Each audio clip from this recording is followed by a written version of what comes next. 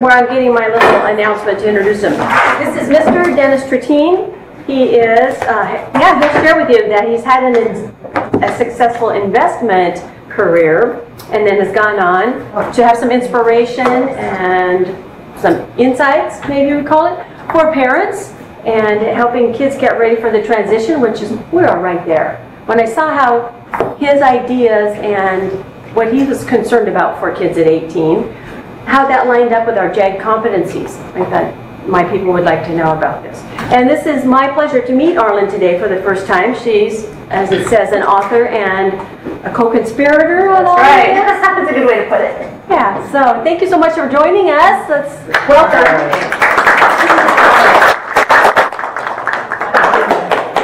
Okay, well, I'll tee it off by first just thanking you guys so much for having us. And actually, it all started with Jonathan and the relationship that we developed when he was program director at Palmer Scholars. And so when he was recruited by OSPI, he was kind enough to introduce our program into JWG. And I cannot tell you how excited we are as an organization to partner with you. The mission alignment is extraordinary. I wasn't familiar, I have to say, with JWG before we were approached. And when I took a look at the 6 basic competencies of your program, we nail all 6 of them. And it's such a delight, and we thank you for having us. We thank you for partnering with us, and we just hope today is an inspiration to you and that you will leave fully equipped to be able to deliver excellence to the students that you're serving. And so anyway, I just wanted to make those introductory comments and also to just say thank you for what you're doing. The need is so vast out there. A lot of the messages you're going to hear today apply equally to the private college prep oriented schools as much as they do public schools. And we are all over the place in terms of our curriculum and things like that. So anyway, a thank you, and it's an honor, and we believe that we have a strong degree of compatibility with what you are all pouring into these students. A little bit of background about LifeSmart and who we are. LifeSmart Publishing was actually founded in 2010, and it's a surprise. As Mary alluded to, my background is investment management. I don't know how many of you are familiar with Russell Investments. Okay, I see some nods. I was a director of research there, and for almost 28 years was in the presence of the best and brightest leaders around the world. My job was evaluating leaders, and it was an amazing career. I started as an analyst, became research director, and then ultimately managed about $40 billion of assets for clients all around the world. And what was so great about that company was its culture and the leadership of the organization that I learned from. And then also the fact that I traveled around the world meeting leaders. And I had no idea at the time that this was going to be a precursor to something entirely different. But in 2008, I retired from my career. I was a board chair of a private school in Gig Harbor, which is where Arlen and I are from. And that's what I decided I wanted to do, is to build a leadership and life skills program for that. And so I retired to basically do that. Well, a few months later, our son Michael was ready to leave for his freshman year of college. So those of you out there who have launched a teenager out of your grasp into that real world, and you're kind of wondering, have I covered it all? And you're making lists out. Well, I was one of those guys. I made the list. The list was exactly 100 that came to me one night. And when I shared this list with other leaders in my life, they said, this is more than father-son conversation. You need to turn this list into a book. Because what you've defined is what every young person needs to succeed in adulthood, and way too many aren't getting it. So I became an author, and our family started a publishing company called LifeSmart. And our little tagline is, they may be book smart, but are they life smart? And that's why we are so excited to get involved with programs involving like JWG, Career Tech Ed, Family Consumer Science. Some of you may be involved with that. We're very tight with FCCLA. So we've gone to ACTE conferences, FCS conferences, and so forth. We are really in this space and increasingly making some traction in the at-risk area. So anyway, we're just living our dream. I had a dream career, but it's nothing like now because we have kids at our heart missionally, and now we're in this position where we can equip people like you to pour in and build these skills into that younger generation and give them that pathway to success. So that's a little of my story. My wife Jean is in the back. She does all the books for Life Smart. We work out of our home and in restaurants and in coffee shops. It's a family effort, but we are here to change the world. We have big dreams, and partnering with programs like yours is how it's actually coming to reality. So Arlen, my right arm in all of this. Share a little bit about you. Hi, I'm Arlen Lawrence. As Den told you, we both live in Gig Harbor. I have been working with Den since about 2008. My background is in publishing, newspaper, magazine, and most recently as a book editor. I own my own literary services agency. Parenthetically, or parallel, at the same time as I was working in publishing and curricular development, I was also working with my husband in youth mentoring and curriculum development for nonprofits and some faith-based organizations. So that was my background when I was introduced to Den as the editor on What I Wish I Knew at 18. Having a passion for helping to see young adults succeed, together we wrote the Leadership and Life Skills curriculum that has been translated into Bahasa. It's being used all over Indonesia. It meets over 51 of the competencies and standards for family and consumer science. It meets 23 of the 40 developmental assets. We just really fell into this whole world of people who really are working toward the same mission of helping these young adults thrive in their next path in life. So that's where we're from. My husband and I have 5 kids. They're all launched. Our youngest just finished her freshman year at Gonzaga University. Another one's still in university. The older 3 already graduated and married, and 3 grandchildren and 1 on the way. So we're in that season where we've launched ours and love being able to pour into the next generation. So we're going to be with you guys for the next 4 hours, so we wanted to get to know you a little bit, just kind of hear from where you're from, where some of the schools you're from. Let's do the 4 corners of the state. How about northwest corner of the state? Call out some of your towns just for fun. Stanwood? Phillip? Granite Falls? Okay, great. Well, you're going to check here out Gordon. Okay, call Gordon. Awesome. Well, we're Federal Way. Okay, used to live there. Yeah. Okay, how about northeast corner of the state? Who's up there? North Park. North Park, which I found out is just by Colville, which I knew where Colville is. Anybody else from that corner? How about you testing my directional skills? Nice southeast. How about southeast corner of the state? Southwest? Vancouver, awesome. Vancouver, great. And then everybody is working in, are you in alternative schools? Are you in high schools? Are you in high schools? Alternative. Yeah. And then I'm just curious, how many of you have been in the workforce outside of the educational realm? How many of you have been maybe in business or in other careers? Excellent, good to know. Okay, well, I think you will all have a lot of insight based on that and based where you are now, and we're excited to get cracking. Yeah, absolutely. One thing I forgot to mention as Arlen was sharing about her kids, we were writing these books while we were launching our kids. So we're living it, and it was so fun. And then a couple of years ago, we introduced a parenting book, and we were both in the same mode of launching in our case, our youngest, and in her case, second from youngest. So it's very personal to us. I hope you understand, and we really are all about the younger generation. We see the gaps. We talk regularly with the business community about what they're seeing.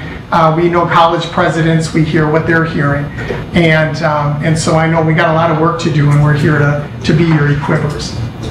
So welcome and introductions. We've covered that. Now today's agenda. What I wanted to do first is to mention that as far as like taking notes or anything like that, we have this presentation. I emailed it to Mary, so you're going to post it on the website, and then later on you're going to be getting some access to our training manual. That's also going to be available as well, but we wanted to make sure you felt free to not have to take super duper detailed notes. Also on your table, while we're doing a little bit of housekeeping, you'll see a couple of note cards. If you could write your email address on one of the note cards, we'll collect those later.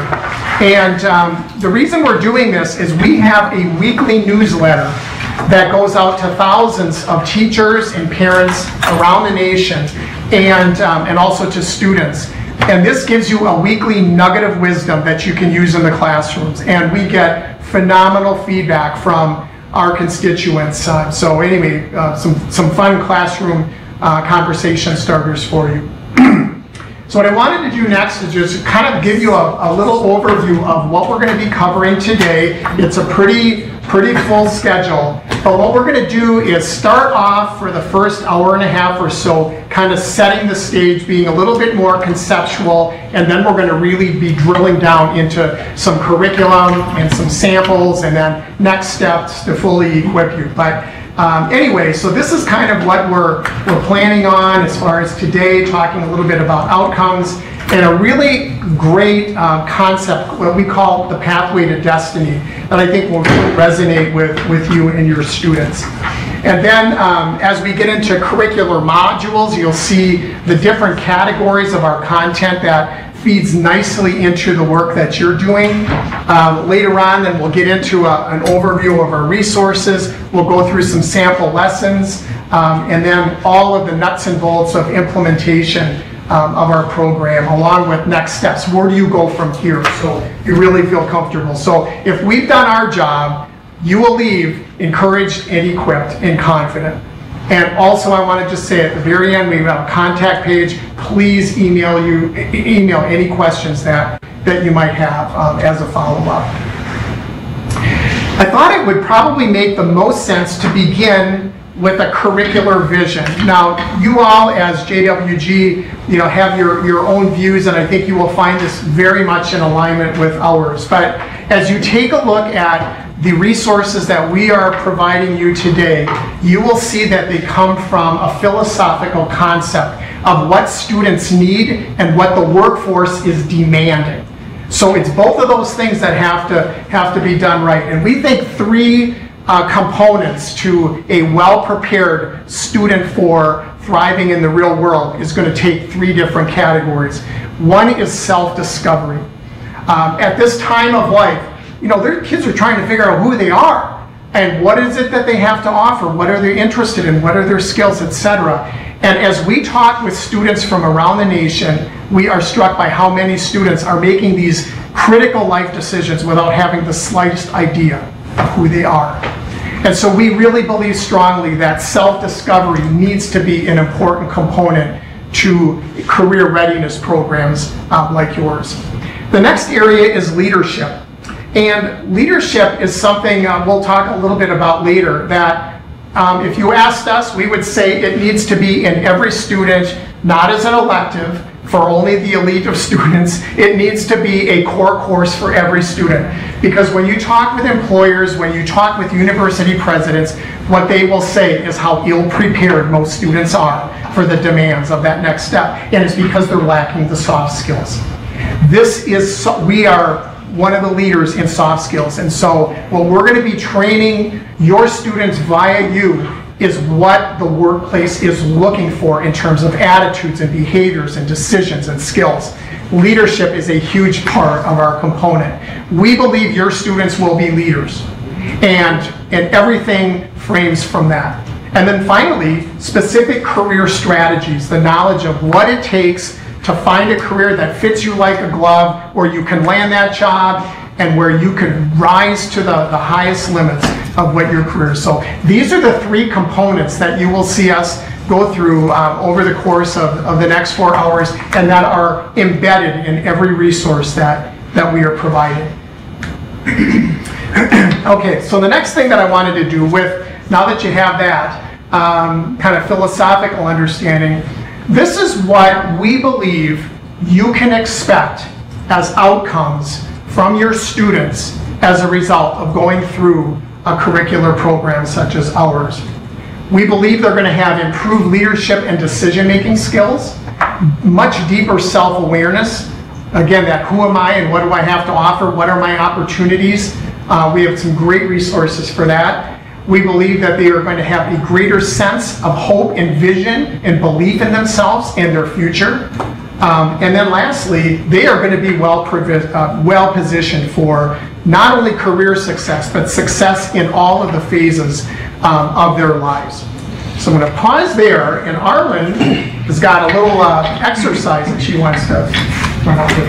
Okay, before we move on to the next part, and partly because this is right after lunch, and I know that you're going to get sleepy because you had a really good lunch, you could pull out one of the note cards, and I want you to write down, just think about yourself, and write down what you think are your greatest assets and strengths.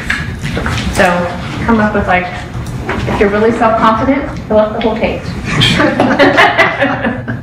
No limit. Because I wrote Sure. my Absolutely, we've got tons. And if If anybody anyone wants needs more, any more, we've got we've got loads of tons. cards. because I wrote yeah, write down your biggest, your strengths and your assets.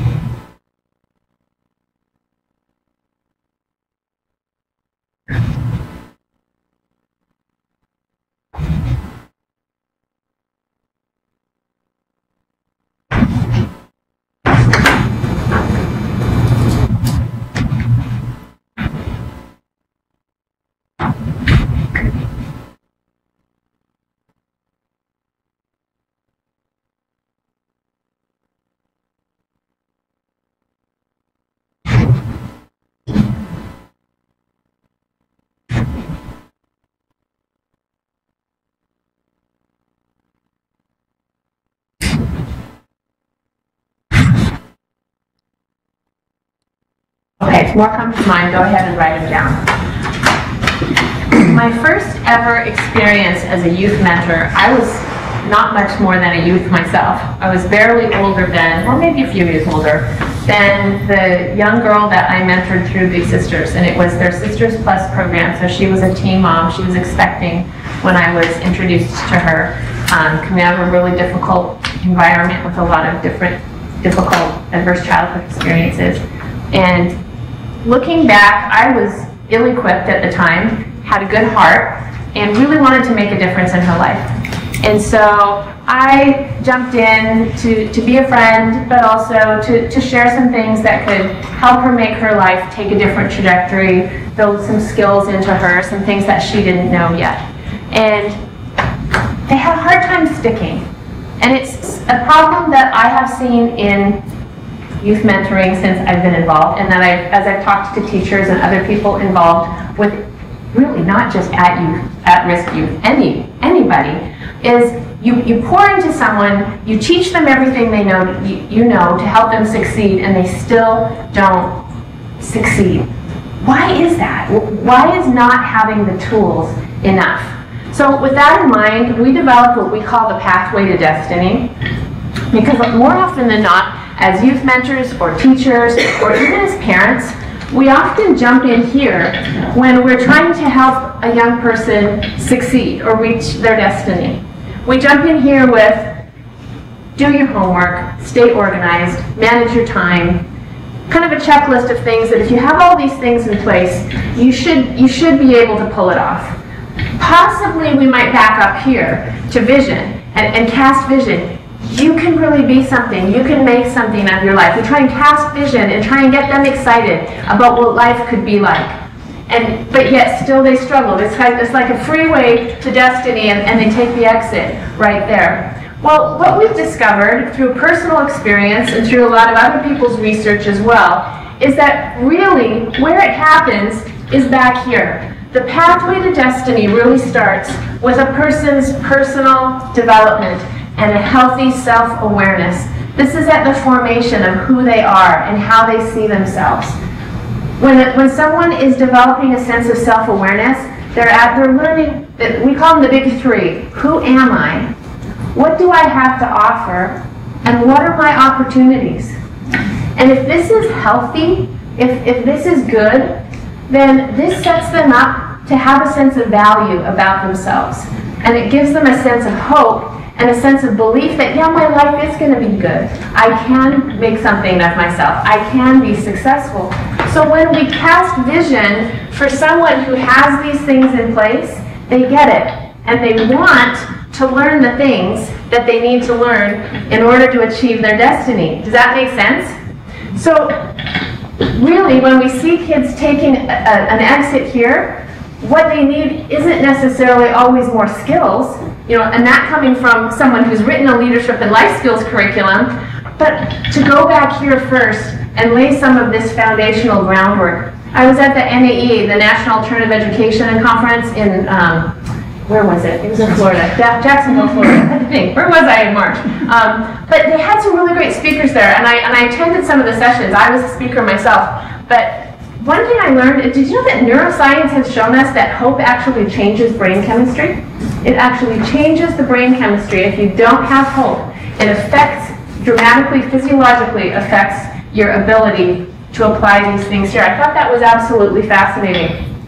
So we see that the pathway to destiny starts with building some of this foundational stuff right here. So for some, if this is healthy, the little kitty cat looks in the mirror and sees a lion. But for others, they see all of these things that just they're not comfortable, they don't fit. All of these skills that we tried to help with, it feels cumbersome and it doesn't feel like them. So what we want to do is talk a little bit about what it means to help a young person understand their assets. So Dan developed something that he calls a personal balance sheet, and you're going to hear a little bit more about that. His background is in finance. I know enough about finance to know that if you have more assets than liabilities, you have a good balance sheet. You have positive net worth. Thank you. I'm a word person, remember I told you I'm an editor. You have positive net worth. So we want to bring young adults to the place where when they look at their own personal assets versus any constraints that they might have, that they're able to see their positive net worth. So what are the kind of assets that we're talking about and that we can learn to call out in young adults? Well, there's mental assets. You're smart, you do well on a test, that's an asset, but it's only one. It's only one kind of asset. You can have physical assets. You can be really athletic, and that's an asset, but that's not the only asset if you're not athletic. You can have behavioral and psychological assets. You can be a really sharp thinker. You can be a very analytical thinker. You can be skilled in all kinds of other things. How about a network? When we talk about networking, this means you have people around you that can help get you where you need to go. You have relationships that can support you or that can connect you.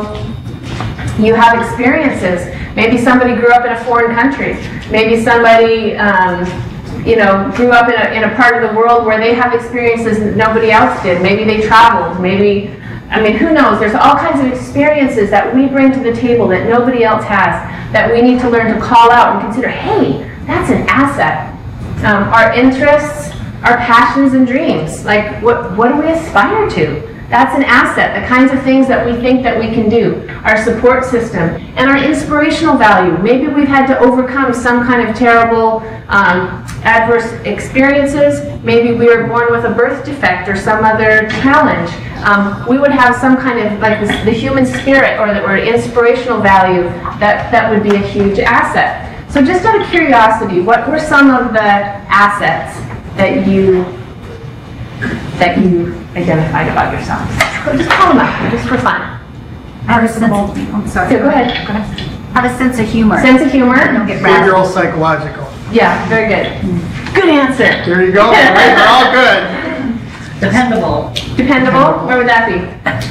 Dependable would be, I take values as a part of spiritual inspiration.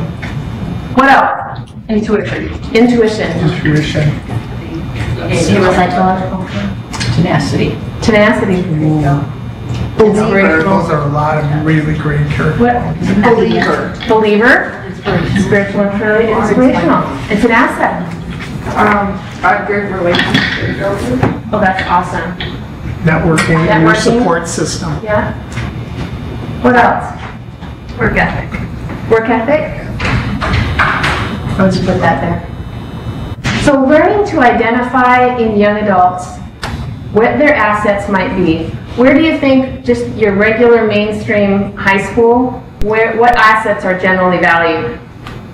Physical. Is it physical? Sports. Sports, and then mental, academic. So many times when kids don't see those assets, they think I have no value. And therefore, if we back up, if I have no value, I can't have a vision for what I can accomplish in my destiny. So we want to start having them understand what their values are. I mean, what their values are, what their assets are. Okay, constraints, or really your contra assets on a balance sheet, it would be your liabilities. Some of the things that we might consider liabilities would be things like a fear of failure, a lack of self-confidence, or their sense of worth, guilt for past experiences or involvements, discouragement, shame if they're embarrassed of where they've come from or anything like that, any adverse childhood experiences. Many times kids are coming in, with abuse and neglect. They've never seen people be successful sometimes in their family circles or in their networks or in their neighborhoods. They haven't had an example set for them. But remember, one thing that we always try and point out, that today's constraint, no matter how overwhelming it seems, can always become tomorrow's asset. There's always something that we can take out of it and turn around and help someone else, or that can develop resiliency in us that will make us press on.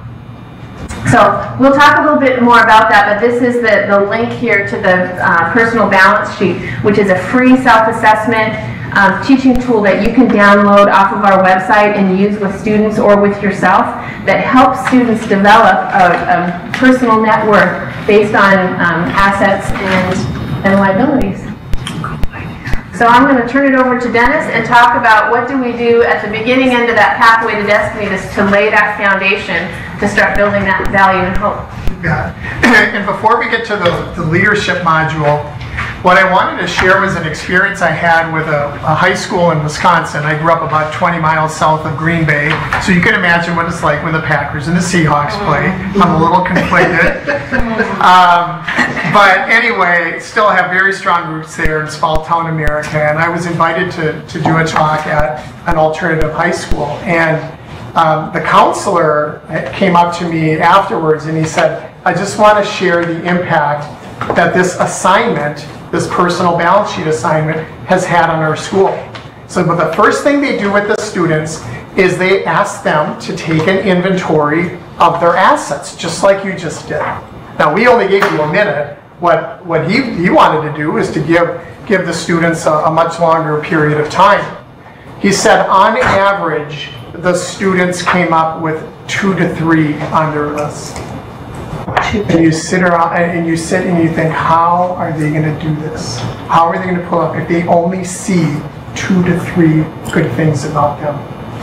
We've got to get a bigger vision of that. And he said, with the help of your personal balance sheet, it's a revelation, because they see themselves as a person of value in far greater ways than they would have ever imagined. So having that self-discovery, that self-awareness is such an important tool in the whole process of career and life readiness. The next area is leadership. There is a great quote by a guy named Donald McKinnon, and he said, leadership is action, not position. Leadership is action, not position. I remember vividly a conversation we had at our school board about developing a leadership program. And this is a K-8 school, by the way. And we were talking about putting together a leadership program for the students. And one of the board members said, well, they're not all going to be CEOs. Okay, time out, pause, let's talk about leadership. It's action, it's not position. And so that's why we think of your students as leaders. And some of them need a little bit of help to see themselves that way. And that's a lot of what we're bringing to the table here. What we're going to be including in our curriculum, it's not rocket science. It's not. They can do it. but they need a leadership foundation. Otherwise, it won't stick. It's not sustainable. So when it comes to leadership, one of my greatest frustrations, which is one of the reasons why we advocate for CTE and FCS whenever and wherever we can. Because we know this is what the students need, but in many cases, it's an elective in school. And I remember having a conversation with Arlen's daughter about a leadership class she wanted to take in her high school, and they required a 3.8 GPA to be eligible.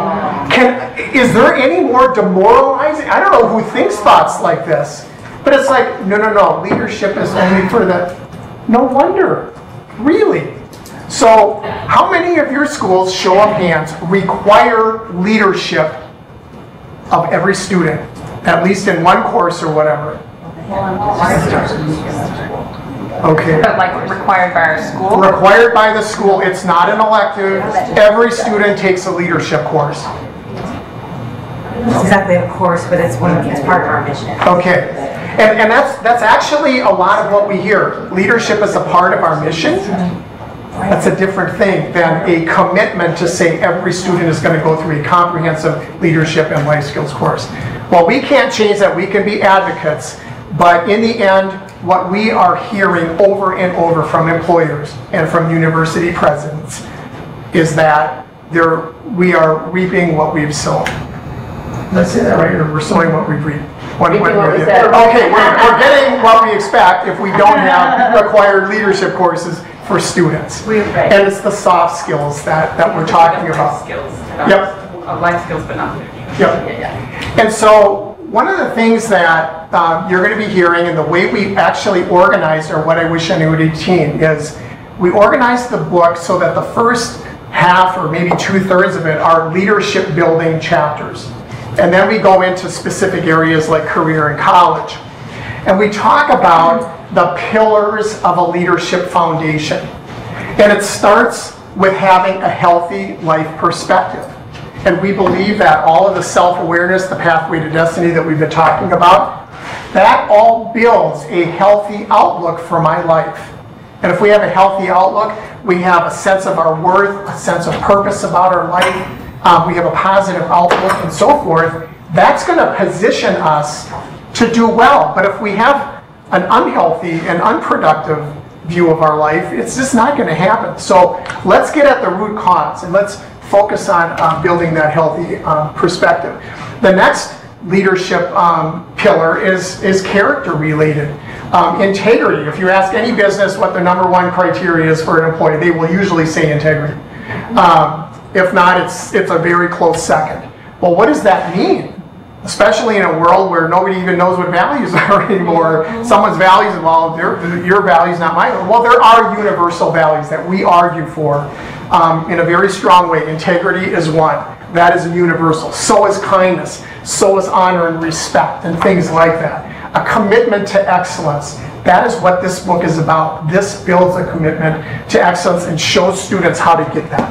Relationships. After kids leave high school, more often than not, what they struggle with most is relationship building. And I remember I was in a small town in Wisconsin. I knew everyone knew me. Now all of a sudden I'm on a college campus with 12,000 students, 11,998 of whom were complete strangers.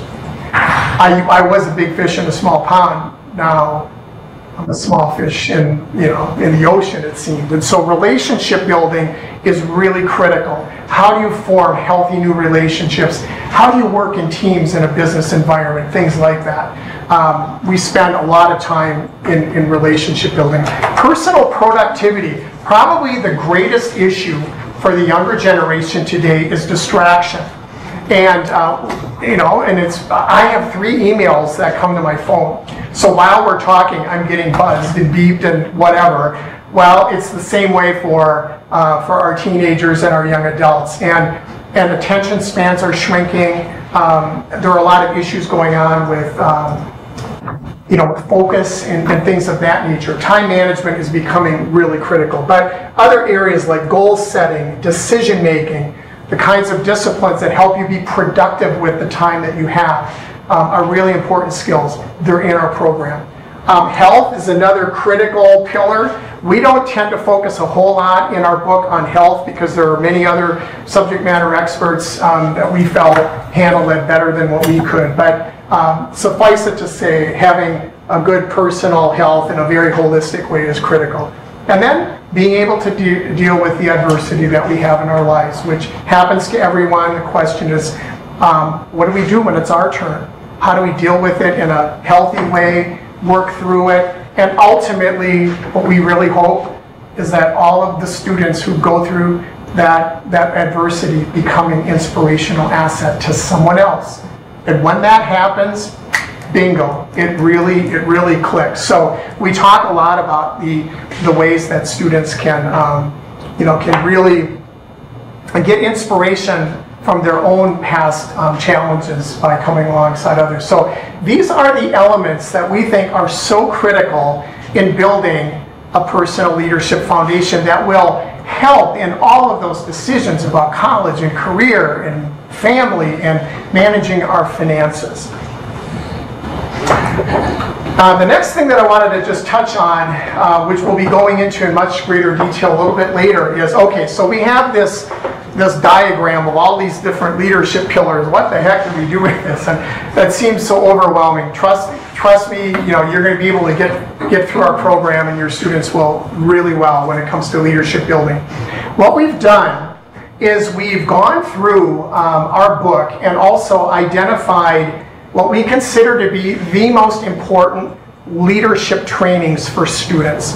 Arlen and I attended the national conference at FCCLA last year in Washington, D.C.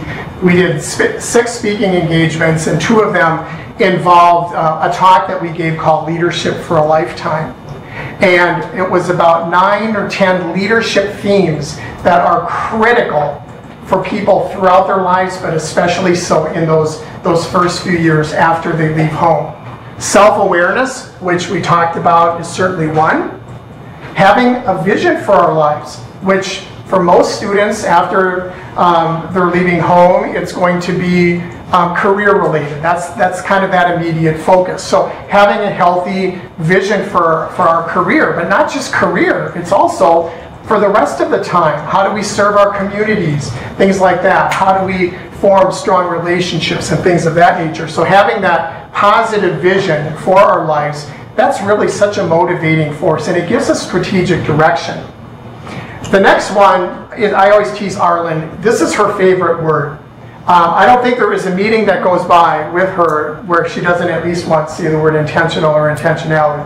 But it is right on the money, because how many of us have met people that stay in vision space, but they don't do anything with it? And it's like, it's got to be, certainly as coaches, the most frustrating people to deal with, the people that have all the potential in the world, but yet it doesn't happen. And back when we were talking about that productivity module or chapter, intentionality is really what's that. How do we turn our dreams into action plans to actually realize them? We have a lot of our trainings involve intentionality, taking the vision and making it a reality. Personal brand is another one that is absolutely important. We talk about, what do we think of when we think of brands?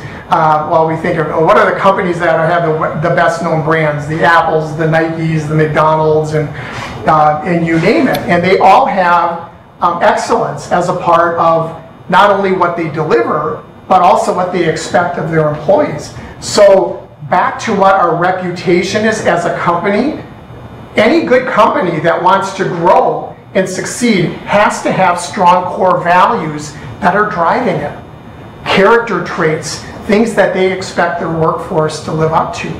And that brand concept applies just as much to us as people. It's just our personal reputation of the person we represent. So going back to character, where we're talking about integrity and having a strong work ethic and standards of excellence, things like that, that is all a part of who we are and our personal brand and reputation, which has to be guarded so strongly. Positivity. All of the influences that come to us, whether it's the music we listen to, whether it's the people we hang out with, are vitally important. And we are very strong in encouraging students to only have positive influences. And if it's not a positive influence, Sorry, it just doesn't happen. It is not a part of my life. And Arlen in a talk mentioned something that I thought was really interesting, and that is you become the average of the 5 people you spend the most time with. And I never heard that before, but I happened to Google it one day, and there's a lot written about this. You become the average of the 5 people you spend the most time with. And so, boy, doesn't it pay then to make sure that we're choosy with who we spend our time with and what those influences are that we take in through our media, etc. Resilience, obviously, is critical. I know certainly for many of the high-performing students throughout the high school years, resilience is a big issue when they go out into college or wherever, and they find that they're not the star they were in high school. That happened to me. I was a 3.8 in high school. College freshman year, 2.85. Same brain, 3.8, 2.85. What happened here? I had to figure it out, and I ultimately did, but I went through a real test of resilience after my freshman year. And then I become the valedictorian of the MBA program at the University of Washington in 1981. Same brain, I just figured it out. But it just goes to show resilience is something that has to be a part of our personal development. Communication and relationship building are vitally important leadership modules. The workforce is much more collaborative than it ever has been before. And with social media, a lot of us have this false sense of we have a lot more friends than we really have. And a lot of students really struggle with the relationship side, especially after they leave home and all of their friends are scattered. And it's tough. So we talk a lot about that.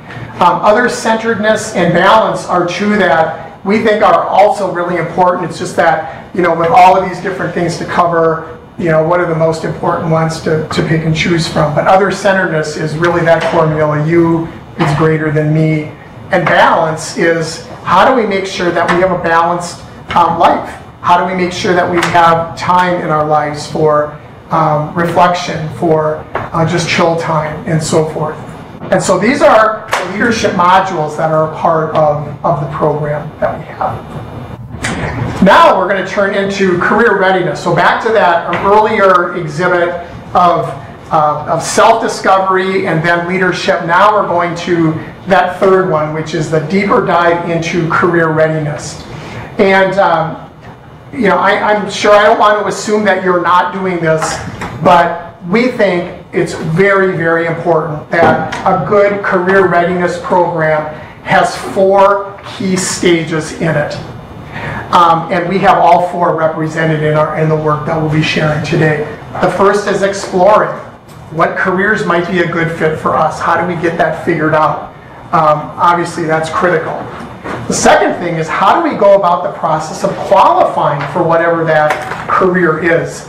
Obviously, it's one thing to have my list of 2 or 3 items, but I have to make sure that I do what it takes to get qualified for a future position. The third area is marketing. And this is often the area that people struggle with the most, because most people are not natural salespeople of themselves. But when it comes to landing the job and doing all that it takes to become the person that is selected for that position, you got to learn how to market yourself. This is a big deal. And again, it doesn't come naturally, but with good training, they can get there. And then finally, something that we think is vitally important and often not as strong in some of the career readiness programs that are out there, and that is how do you excel in your career once you're in it. And the more that we know about this, the more we are going to be prepared in each of these preceding steps to get ourselves positioned well for that particular job. So in the career readiness program that we'll be sharing today, these 4 stages are all represented in there, and you will be able to teach your students all of the critical variables that will help make all of these steps come to life for them. The first step, and we'll just do a little bit of a highlight here, is on career exploration. And I have a story that I often share about Mary. Mary is the daughter of a friend of mine who I ran into her mom a couple of years ago, and I said, so how's Mary doing? She's a senior in college. I had known Mary for a long time, and from age, I think when she was 5 years old, she was in kindergarten and decided she wanted to be a kindergarten teacher when she grew up. She just adored her kindergarten teacher. I want to be that person when I grew up. Well, anyway, as you would expect, Mary goes off to college. Mary majors in L.Ed. In her senior year, she is involved in practicum. 2 weeks into it, she calls her mother, just crying her eyes out. Mom, I can't stand this. So Mary is heartbroken. Mary's parents are not only heartbroken, but they're financially heartbroken too, because now Mary's got to do a plan B, which is going to extend her, her college years and all the expenses that go with that. Well, eventually Mary figured it out, made a career switch, and so it goes. Well, what it really sheds, I think, is that whole light of we really have to do a very intensive analysis of ourselves before we can say this is a career that would be a good fit for me. So how do we identify our career preferences? Our preferences for what our skills, what our interests are, and things like that. How do we survey the possible candidates that are out there in career land? How do we build career awareness? And one of the things that I really encourage you to impart to your students is this is a time where they need to be curious. They need to be talking with as many adults as possible about their careers, or once you're starting to narrow things down, who might they know that they can talk with to get an idea of what these careers are really like, and so forth. So being career aware, as opposed to feeling that pressure that you have to know exactly what career you're going to be in, which is unfortunately happening way too much out there today. We think the process is the most important thing. When I was a junior in high school, I wanted to be a marine biologist. Then I took an advanced biology course, and I realized that wasn't going to happen. Okay, then I wanted to be a computer programmer. I was an ace business computer programmer in high school. Go off to college, C's in my computer programming courses. I changed my major about 3 times when I was in college. I changed my mind in 4. Okay, the average is 2 to 3. So how about all of these students right now who are freaking out in high school because they're one of the handful of students that don't know exactly what they want to be when they grow up? This is a big thing that is happening out there. And so when I give talks to students, I say, number one, for those of you who don't know, don't sweat it, because you're probably going to change your mind anyway. And number two, for those of you who think you know, like I did when I was your age, don't be surprised if you're going to wind up changing your mind. Because that's what college and the exploration part is all about. How do you know really until you take advanced courses or you get an internship or really get a flavor of that? So the whole career exploration area is something that that really deserves a lot of attention, not false pressure that a lot of students are feeling. Career selection factors, obviously, I'm going to just fly through these because they're in our work. But what am I interested in? What am I good at? What are my personal preferences? Do I like to work outside? Do I like to work inside? Am I a people person? Well, then I better pick a career where I'm going to be with people. Or am I an analytical person where, frankly, I just as soon be in my cubicle crunching numbers? And we're all different. The world needs all of our differences. But we have our personal preferences. We want our career to match who we are personality-wise. We have to also make sure it's not just theoretical. We've got to be able to fulfill the training requirements. Not everyone can become a brain surgeon, 14 years or however many years of required college to do that. The demand outlook, big issue. How many colleges are still offering majors that really have no chance of having a career at the end of that rainbow?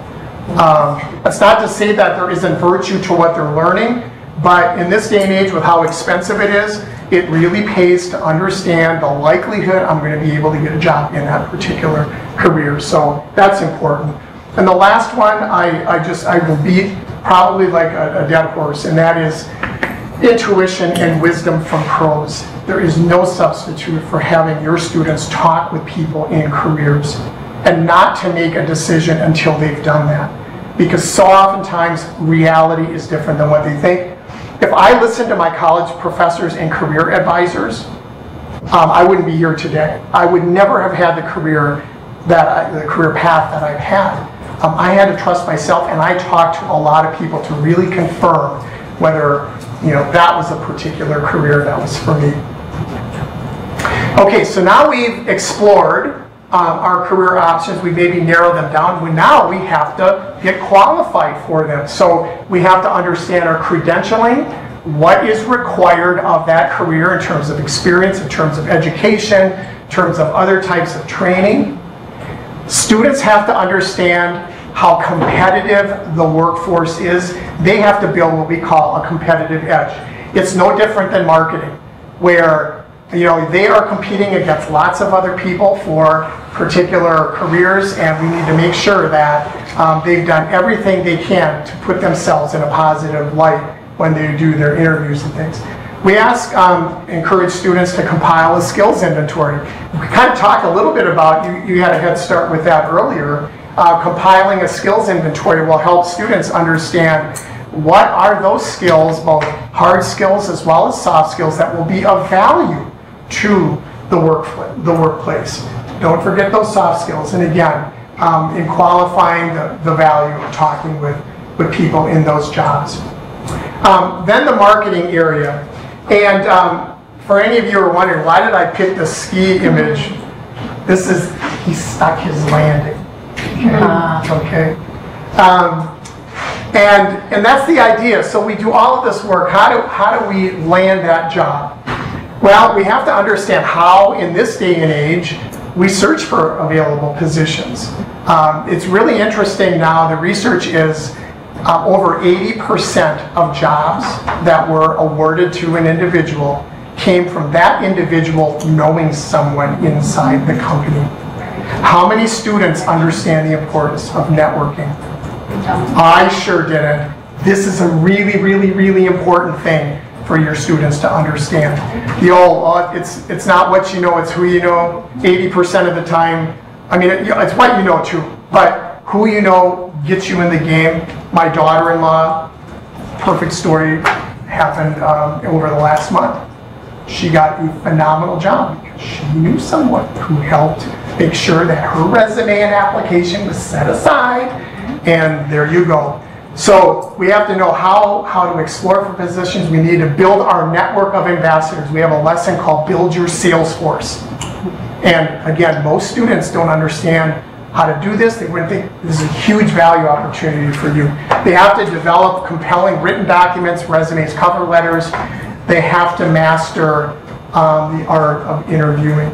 And I'm going to just touch on this for a second. I have a dear friend of mine who used to be a major league executive at IBM. He was hiring for a major sales position. They had 4 finalist candidates. They waited for the last interview to be the one that they really felt was going to be the best candidate. So guess who shows up with this 24-year-old young male at the interview? His mother. Yes! I knew it. Okay, yes. Mom shows up. Imagine my friend's surprise.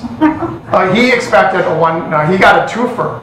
And he said, it took me about a minute, and his nickname Skipper. I said, Skipper, it would have taken me like 2 seconds. He excused himself with the woman and said, excuse me, but why are you here? And she says, well, I'm here because my son's the best person for this job, and I want to make sure that he does his best to show you that, blah, blah, blah. My friend Mike says to her, excuse me, ma'am, you just cost your son this job. And please, the interview is over. Please don't ever do this again. Interview is over. I have so many amazing interview stories that are crazy like that. There was a same person was telling me another interview situation, 5 finalist candidates, only 1 showed up on time. Guess who got the job? I mean, it's pretty amazing. So anyway, marketing is learned. It's not natural for most people. They feel a little funny kind of bragging about themselves, or they don't know all of the etiquette, etc. But we obviously need to make sure that they know how to do that well. And then The next area is excelling. Okay, so we qualified for a career, we marketed, we are now in the job. Are we going to be an MVP, or are we going to flatline like a lot of people do, where they just kind of, and then when the layoffs are announced, they're the ones that are let go.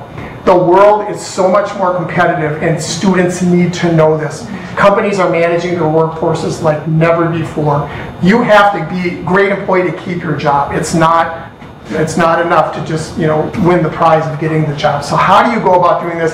Frankly, I would say, because of my business background, this is probably the strongest part of our book, because I bring a whole perspective of what the workplace is really looking for, and there is a big disconnect. A lot of the students think, well, I'm just going in, I'm going to get the corner office with a nice view, and maybe it'll take me a year to get there. And they come in with these attitudes already developed, and it doesn't take long for them to see a much different world. So how do we go about excelling in our career? We have a DVD called How to Be an MVP Employee that came from a talk that I gave in Wisconsin. And we talked about 4 strategies that are musts for success in any career. One is, it's got to be a good match. So we've done all of our work to figure out, this is a good career match for me. That's step 1. You are more likely to be an MVP if you have that. The second one, we have to model the qualities that employers value. So Arlen's going to take you through a little exercise here. I'm going to mix it up a little bit, because I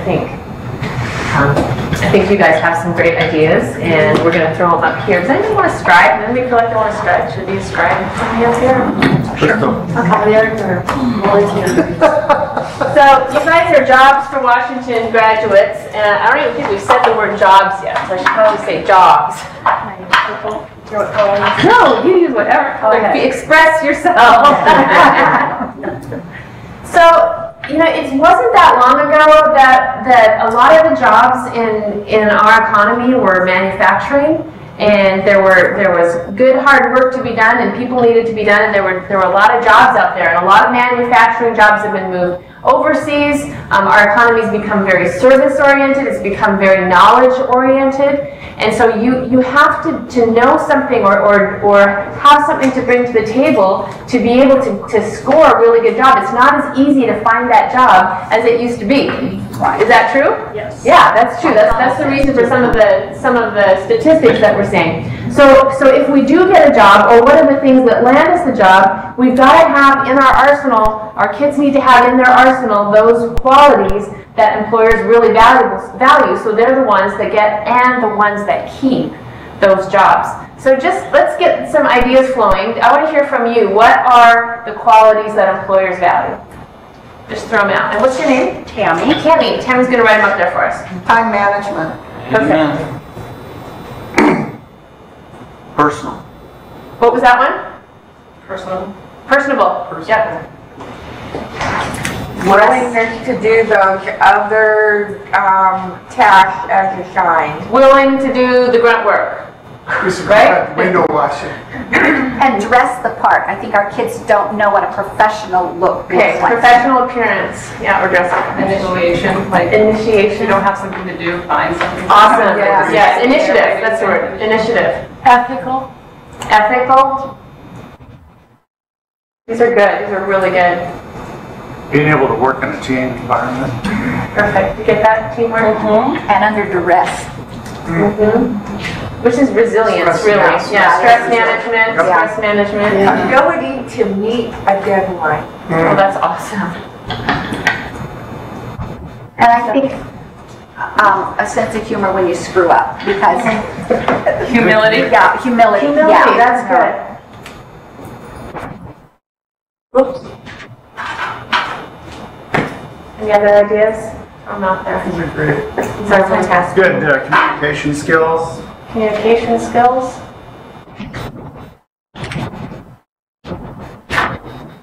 I think a work-life balance. When you're young, you want to work because you think that's what you're supposed to be doing. Yep. How about a couple more? Integrity. Integrity, awesome. Multitasking.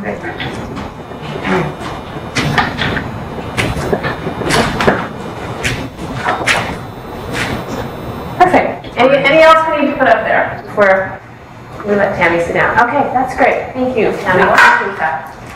So before we go on, I want to share with you some stories of what employers say they're getting. We work with business leaders, employers, we work with colleges, college professors, admissions advisors, college presidents, and what they're telling us is that the generation that is coming out into the workforce and into college now are really struggling culturally. We're struggling with these things, not to mention any personal disadvantages that people come to the table. We're struggling culturally with some of those things. I don't know if you've ever heard this statistic, but the United States, in a ranking of 18 industrialized nations, we ranked number 9 in terms of how many of our kids are enrolling in college, and we ranked dead last in college completion. Oh, wow. Is it because our kids aren't smart? No, but it is because what they're calling it is a lack of soft skills. We're fundamentally lacking some soft skills that are helping them to succeed, and those same things are biting them in the workforce. Employers are telling us, like for example, I know a guy who's a hiring manager for Dole in Yakima, and he was at a local university job fair. I happened to run into him the same day after he had left the job fair and asked him how it went, because he goes to these job fairs at different universities and meets seniors and recruits to come work for the company. And he said, I didn't find one. He said, I couldn't find one that could look me in the eye, that could shake my hand. One of them came up with a skateboard under his arm, and he said, I just can't find it. I just can't find the same level of quality that we used to years ago.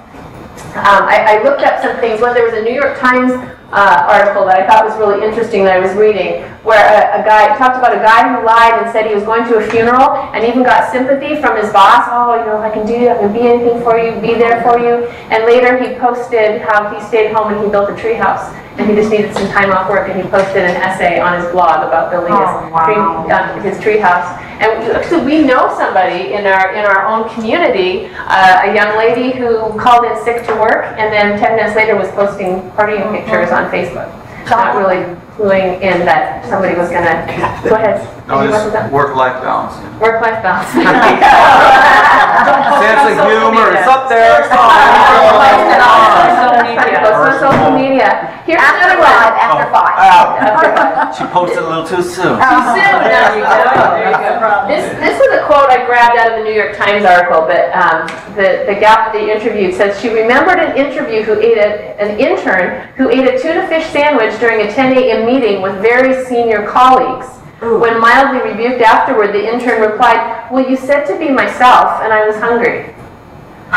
Just not getting it. Yeah, that just sounds good. Yeah. So this is what employers tell us and are saying in the conversation of what they're getting: an entitlement mentality, unreliability, lacking social skills and manners about what's appropriate and what's not appropriate, disrespect, fear of failure, difficulty handling feedback, and distraction.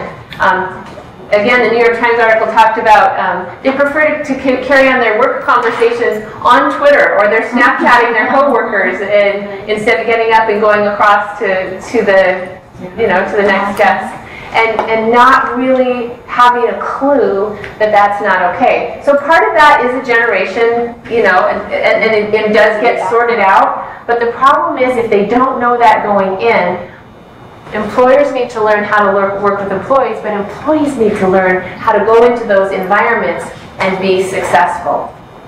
So when we talk about all of these things that we're laying a foundation for these kids, yes, they need the skills to go in and do a really good job, work for whatever they're hired for, but all of these things need to be addressed as well. When I was at NAEA in March, there was a teacher that was telling me it had just happened that week, so it was really fresh for her.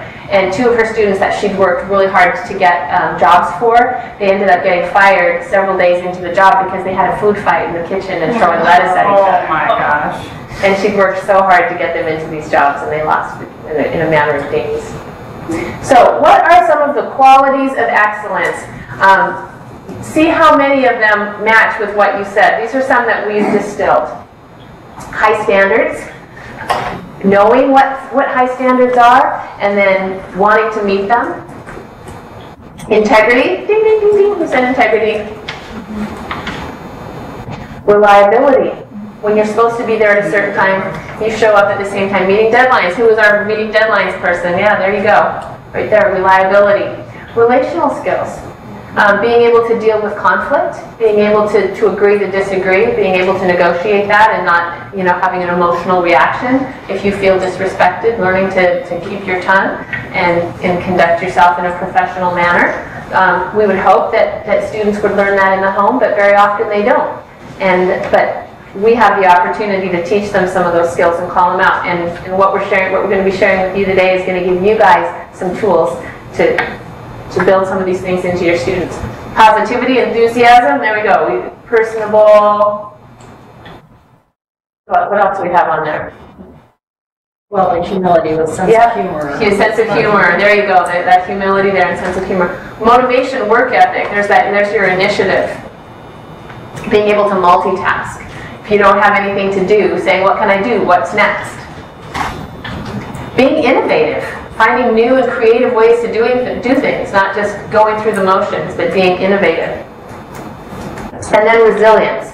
If you fail, you get back up and you just keep going. That's another thing that tends to mark the current generation, that they're calling in the millennials, is a fear of failure. And we address this in our parenting book, but this current generation has been driven to everything, has been protected, many of them have been protected from everything, and so there's a huge fear of failure oftentimes because they've not had to experience failure. Anybody know what I'm... Oh yeah. Anybody see this? The 18 to 34, 25% of those are going back home to live. They're boomerang kids. Yeah. Hey, that in time. What are you trying to say about it?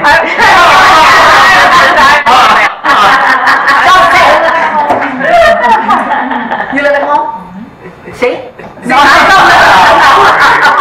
I live at home. I live at home. But it's expensive because they're having a harder time launching, not because they really maybe want to, but because they can't afford to.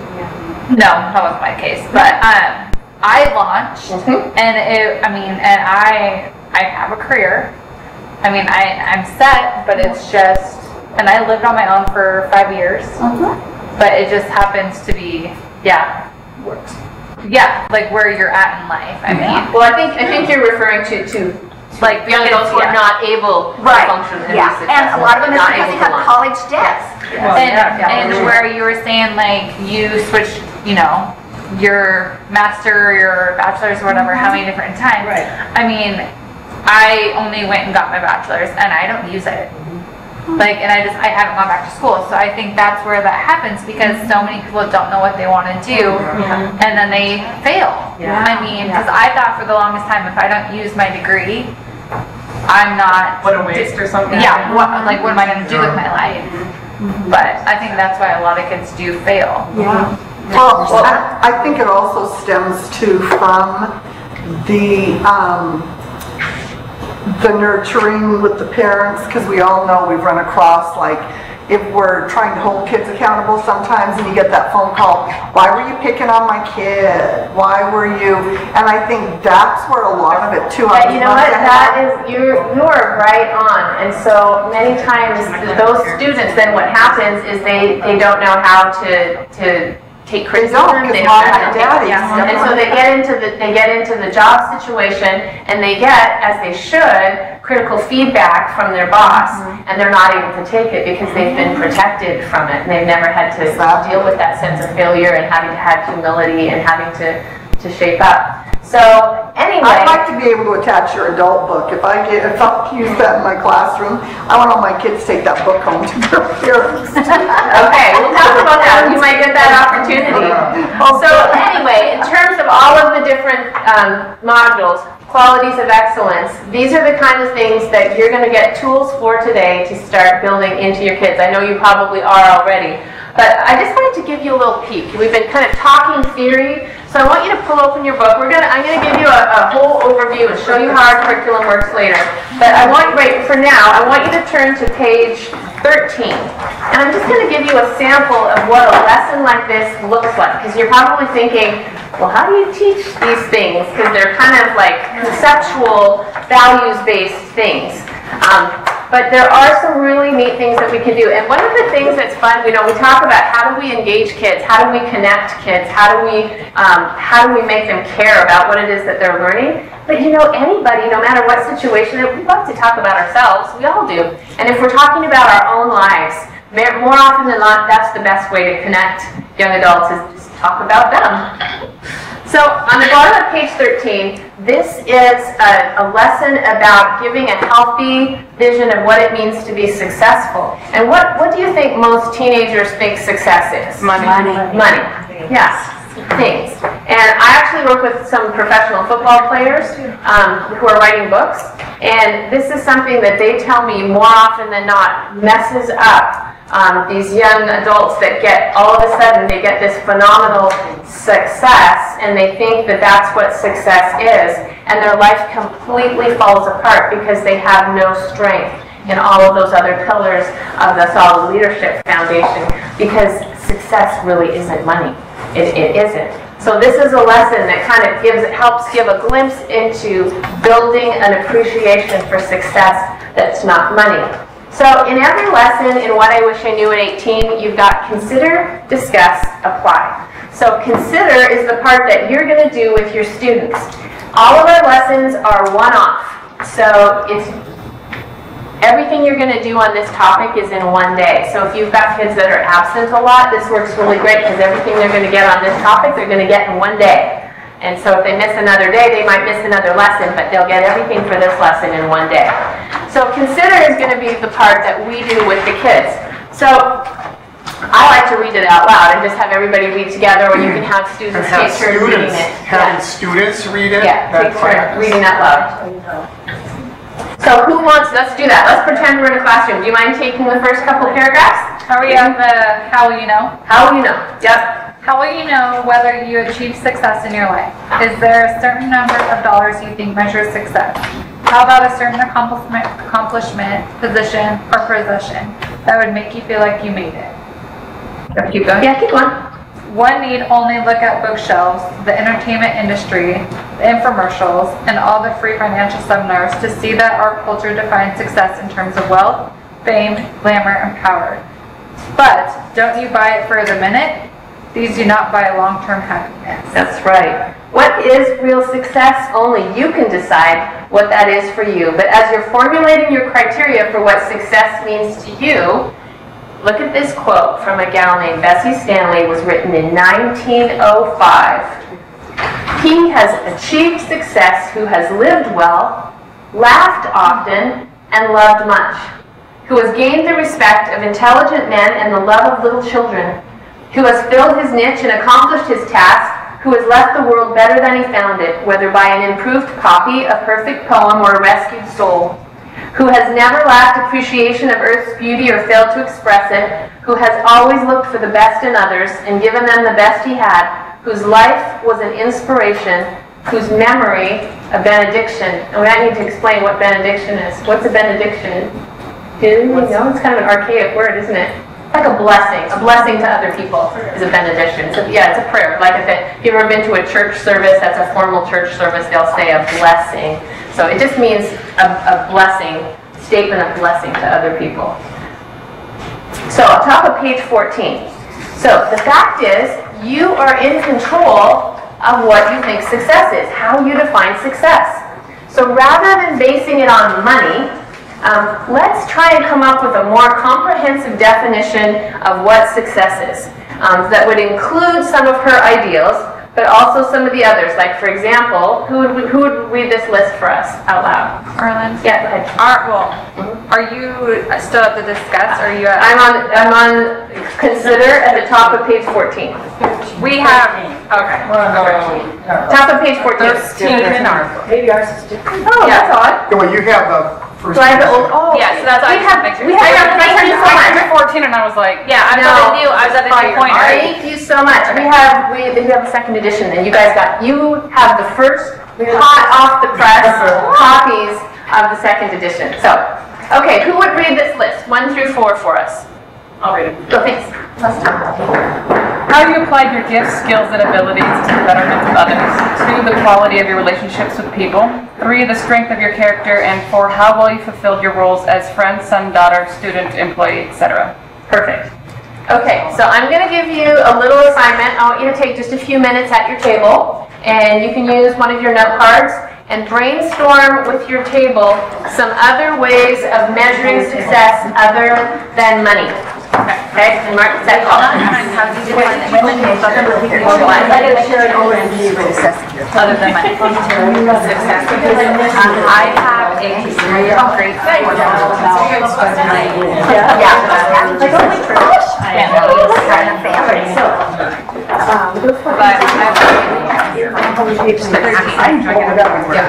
I've always liked the idea of, having those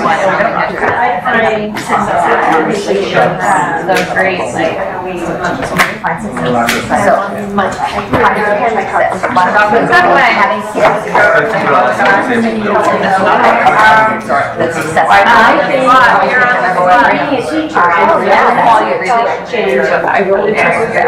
strength of your character. Oh my goodness, yes. Oh my God. Well, it's like really remember things. I think It's not. success is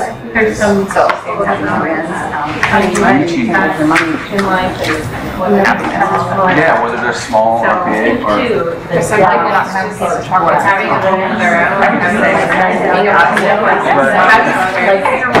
able to really friends and so you're not changing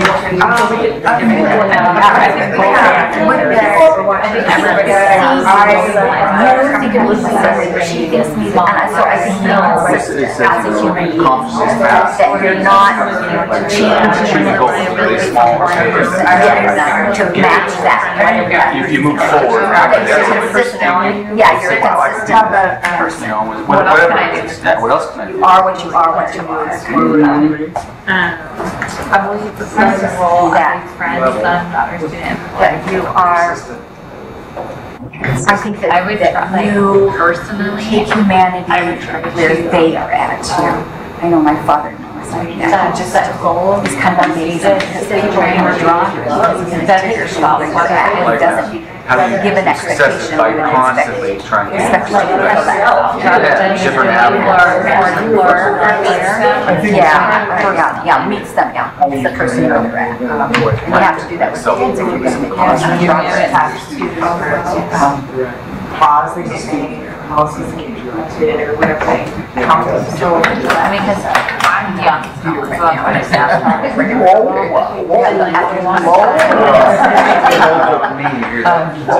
27.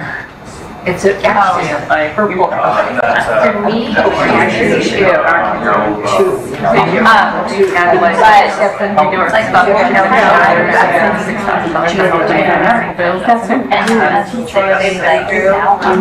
story, everybody has a story. I want to say more. I will get that's just like, you get on a plane, and that person just tells you things about life, and they know they'll probably never see again, and they know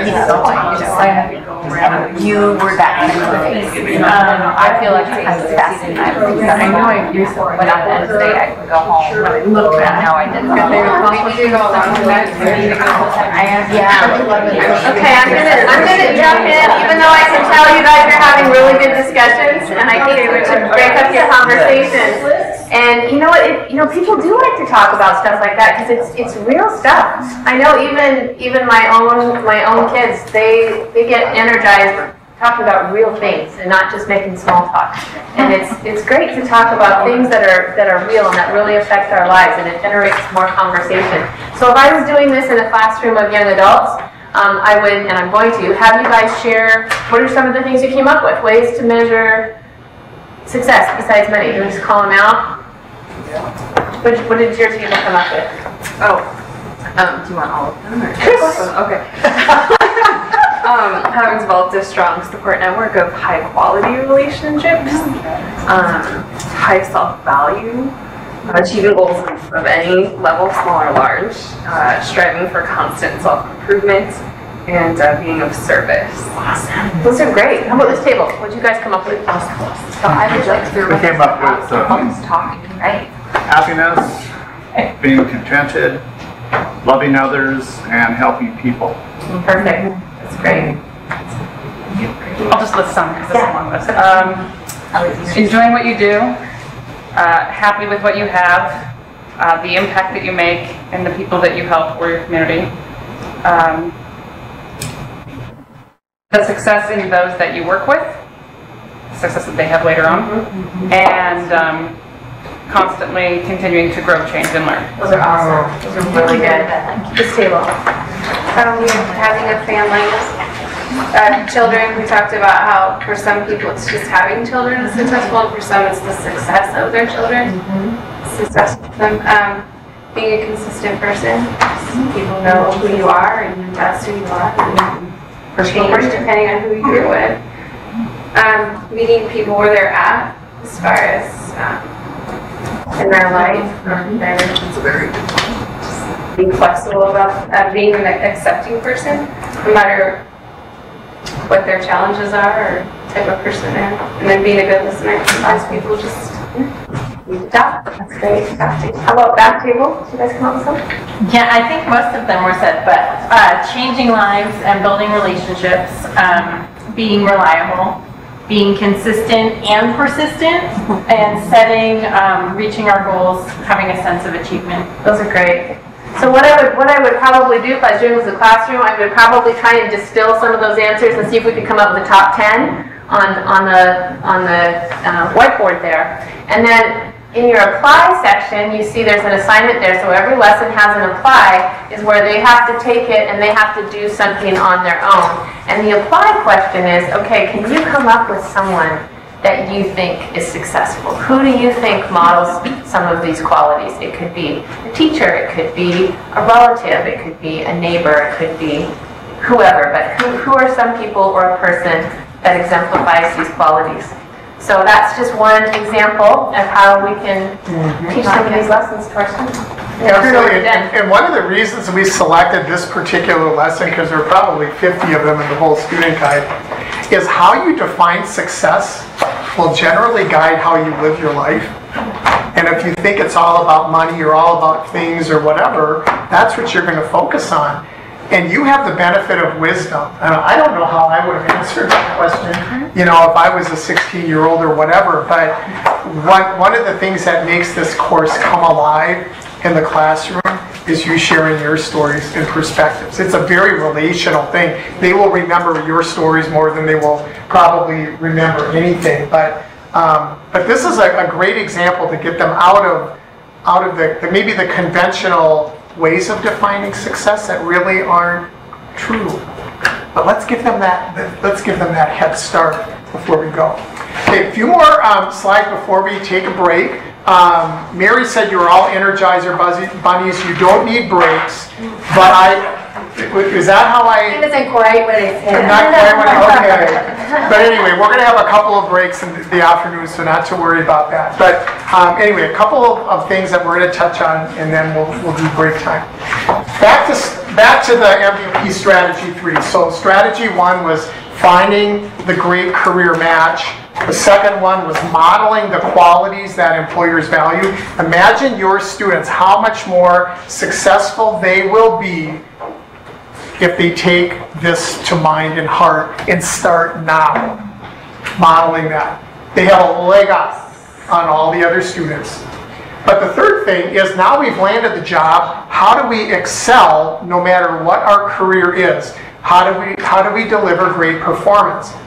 One of the reasons we asked the question earlier about how many have you worked outside of the educational realm into a business arena, maybe a non-union arena, maybe a for-profit arena, is not everyone understands how they're going to be evaluated.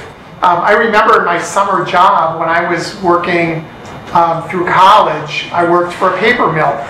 And I never got a job review. I just did what they told me, and I packed, and I, labeled, and I stacked, and that was all I had to do. But in today's world, more often than not, your students are going to be in a position where they are going to be getting either semi-annual or annual performance reviews. So the question is, how do we do that? And one of the things that I always share is just a story that I actually incorporated in the training manual, but it's this important. The first day on the job, what I always did was I asked my supervisor how he or she defined success and defined excellence in the job. My first boss looked at me and he said, I don't give excellent reviews. He shows me his review form and it's 10 different categories, all soft, like teamwork, communication, 1 to 10. 10 was excellent, 1 was something you didn't want to be, whatever the label was. And I turned to him and I said, so what does excellence look like to you? He literally said, I don't give excellent ratings. And here I'm 22 years old. I said to him, in 6 months, I want to be your first. This is a great nugget of wisdom to share with your students. He told me exactly, never been asked that before. He told me all of the things, theoretically, that it's in my head now. And I've got 6 months with this guy. And then my second question was, tell me the number 1 or 2 things that I can do in this next 6 months that would have the greatest impact in this job. He's like, oh. And he told me exactly what the situation was, a major problem. Okay, now I know that. Third thing is, how are you evaluated and how is this department evaluated so that I, as an employee, can not only do my job, but I can contribute to the success of this department. If every one of your students goes to their job on day 1 and asks those 3 questions, they are positioned. 6 months later, I got his first ever excellent review. And that's the way I approach every single new job that I was on. Because the answers were always different. But the bottom line is, we need to understand how we're going to be evaluated, and the more we understand that, we can then do our best to deliver performance. The average boss isn't going to volunteer that. And it's just a really interesting situation. So we talk a lot in our program about what excellence on the job looks like. And then the last one is, how do you contribute to your employer's success? All of these 3 areas are really important, but this one, if this is not done as well, is probably not going to make an employee an MVP. And what we're saying is all of your students can be MVPs if they do things the right way. Well, they have to figure out how can they in their job contribute to their success. One of you mentioned earlier about how do you be someone who goes above and beyond when their work is done. That's what we're talking about here. How do you contribute to your employer's success? If it's a business, you help them raise revenues, you help them reduce expenses, you innovate, and you lead. Those are the 4 things. And we talk a lot about this in our work, and so you'll be able to impart those kinds of lessons. But not everyone who's not worked in a business would really necessarily understand it. And that's why we wanted to make sure. Every position is going to be evaluated somewhat differently, and we just want to set up your students for success. I think what I'm going to do is let's take our break now. This is actually we're only about a slide or 2 off from what our plans were. So why don't we go ahead and take a 10-minute break now? Is that okay, Mary? Well, except I gotta tell everybody, in this little book, on page 5, I think it is, there's a quote from Micah Arnberg, and she's a JAG specialist. She is such a star. Okay. Well, wait till I tell her. I did not know that. I haven't talked with Micah for probably 3 years. Yeah. Well, we haven't either. She's, moved up. Yeah. Or broadened. But, yeah, more than one of us know her. Wow. Okay, so this has all been maybe a little bit kind of conceptual, preparatory. We're going to really be deep diving now in the next part. We're going to get into our resources, into modules, into each of the different tools, and help you take this to the next step. Okay? So 10 minutes of fun and whatever.